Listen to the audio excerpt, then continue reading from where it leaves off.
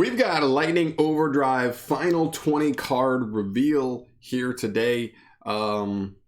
Listen, today was the day that all the content creators got to do their openings, and obviously with multiple content creators opening, sets of this product, we were going to eventually see all 20 of the new cards, which is really cool. We got TCG exclusives, we've got OCG imports, and I think there's only one card missing for me here, but hopefully by the time we come back around, it'll be updated on Wikipedia. They are extremely fast at getting it up. There's just one card left that they haven't yet. Sorry about the artwork being missing, by the way. I'm just a little bit on a time crunch here, and I want to get this video done so we can talk about this. So let's start off with the first card. We're literally going to go in order from 81, number 81 in the set to 100.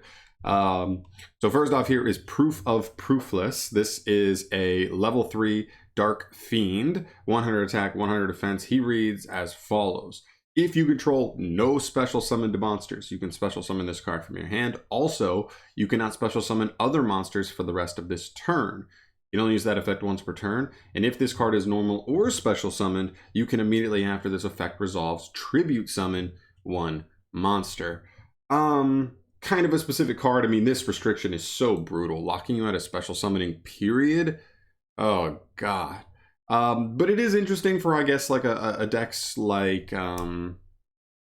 Monarchs, I guess, right? Like you got a bunch of level 6 tributes, and this is just a card that not only gets itself on field easily, but gives you an additional normal summon, or tribute summon, which is not half bad. So I think for something very specific like Monarchs, this is not bad, but other things I'm not expecting to be too great. But I guess there could also be like Vanities, kind of control decks where you just special this and then tribute summon a Vanities Fiend or Majesty on top of it.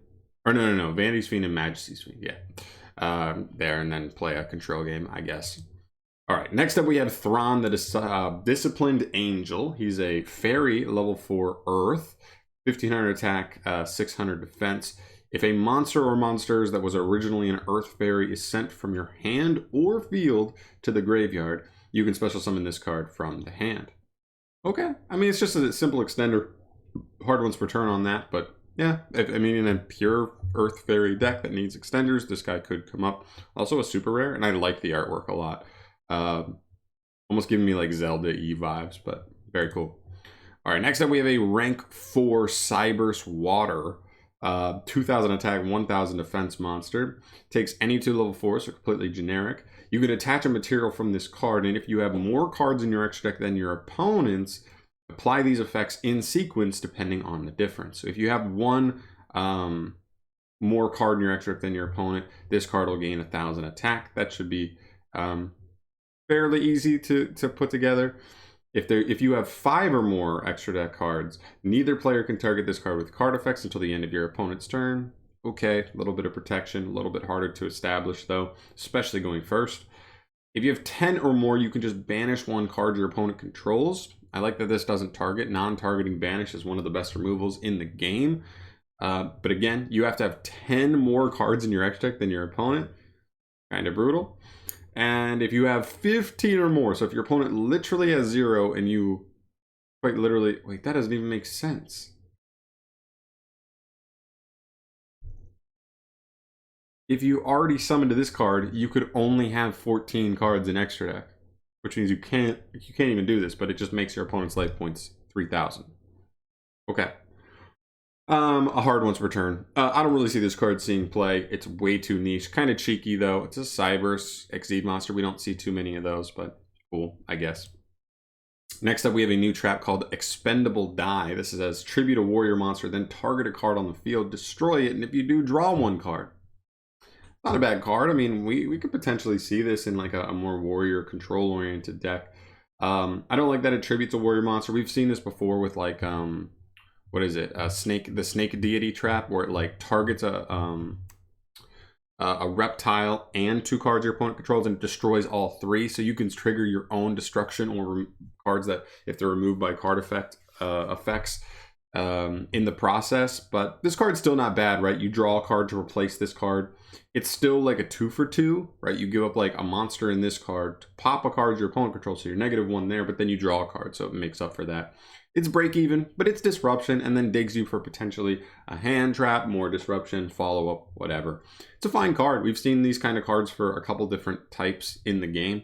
Reptile, Wing Beast, Dragon, yeah, Cyberse, we've seen a couple of those, but still a cool card. That's a decent one, actually, as far as like random cards go. Next up, we have Terrors of the Underroot. We have like that weird Ghost Sister that's actually not like a full-on hand trap, like in the artwork. It's pretty cool. Target up to 5 cards in your opponent's graveyard and the same number of your opponent's banished cards. Banish those targets from their graveyard, and if you do, return those banished targets to the graveyard.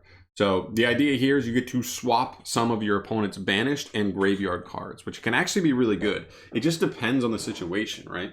The kind of deck you're dueling against, because there are decks that'll just activate Desires. Boom, that's amazing for this. And so you can just potentially banish 5 cards from grave all at once. Insanely powerful, obviously. Just Ariel, but better. The only problem is the setup, right? They have to be playing something that's going to banish stuff anyway, but there are also strategies you don't want to do this, because maybe the only stuff you can return back to their grave is stuff you don't want to. I mean, I think of something like Phantom Knights. They're constantly banishing Phantom Knights, but the Phantom Knights banish themselves, which means they want to be engraved. And if those are the only things you can attempt to put back engraved, it's not going to work out too well, because you're just putting back more resources. So definitely a very specific card, but I do see that there can be some very powerful applications for this, for sure. Next up, we get into 7 War Rock cards. Jesus. All right, War Rock Wento is the first one.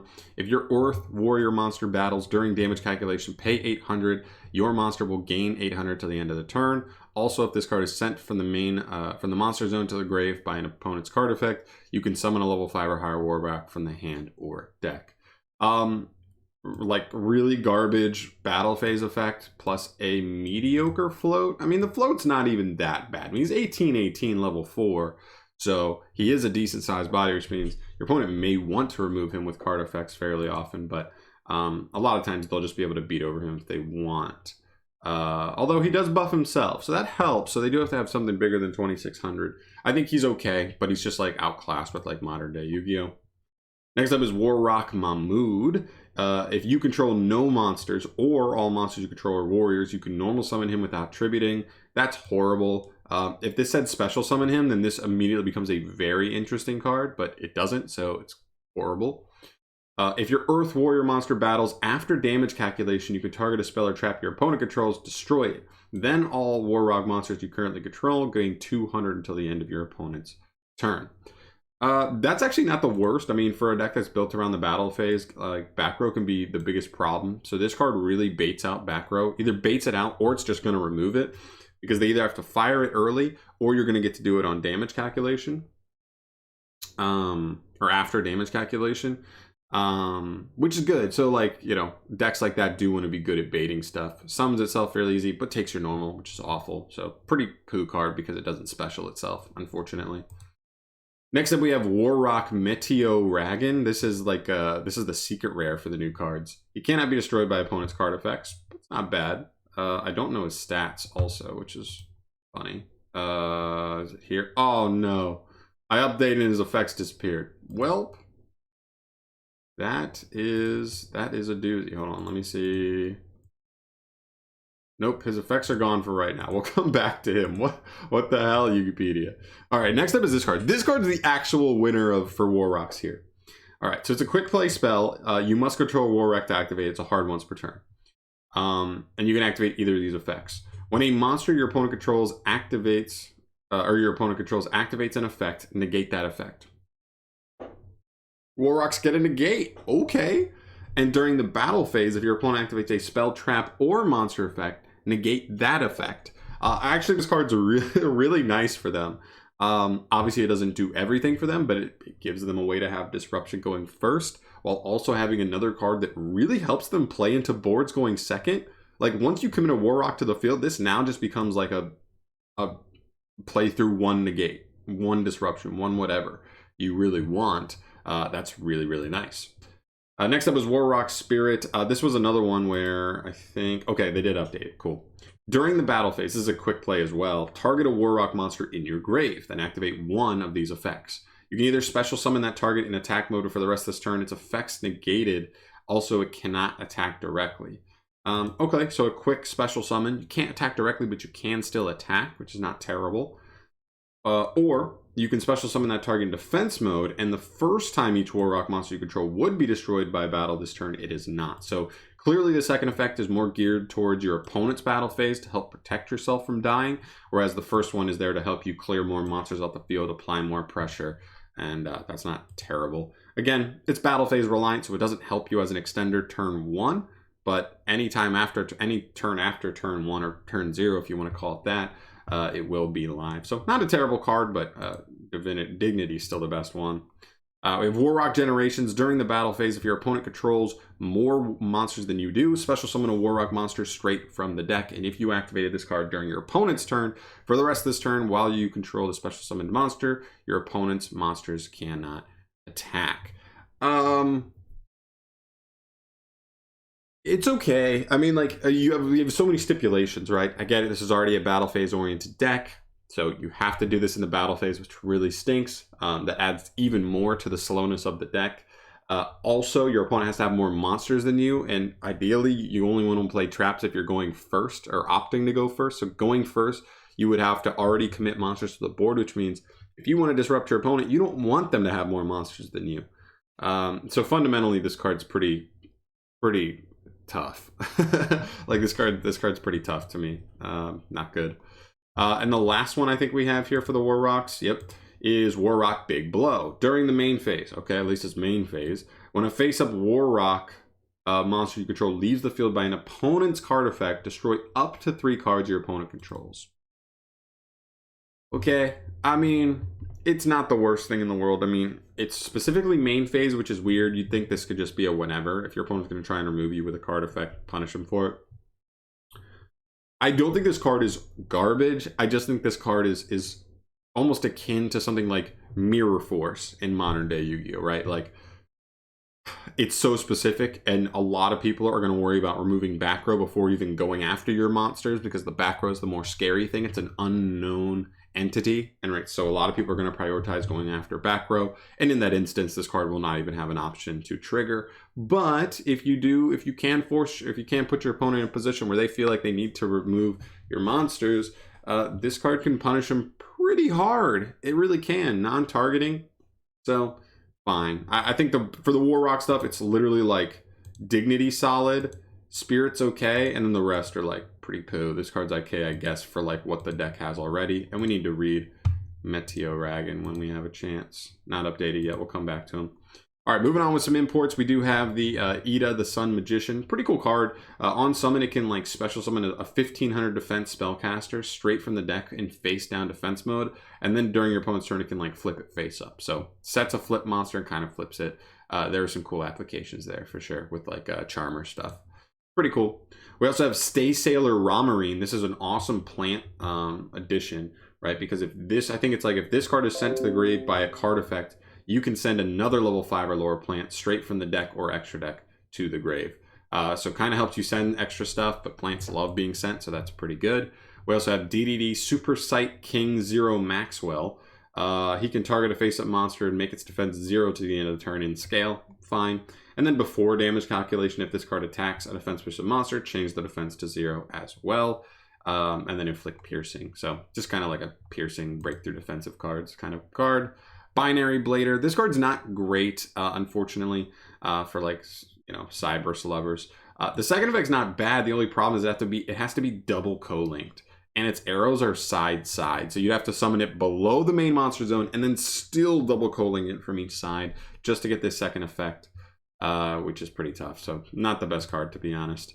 Then we have a couple Sunavalon cards that are being imported, which is awesome, on top of the new Link 4 that's in this set. First, you have Daphne, which is not an amazing card. He lets you tribute a monster, then target 2 plant link monsters in grave, and then return them to the extra deck. So it does help you like grind better. You know what I mean? Just keep shuffling back your your links to just continue to play.